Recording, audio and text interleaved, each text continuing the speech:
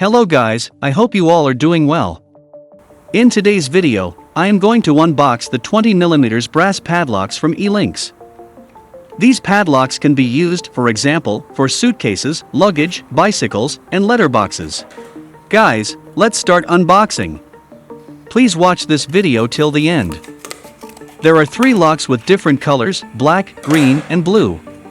There is no need to write down, and remember a sequence of numbers or letters to open the lock while you travel. Everyone can tell what belongs to them by the color of their locks. Each padlock has 2 keys,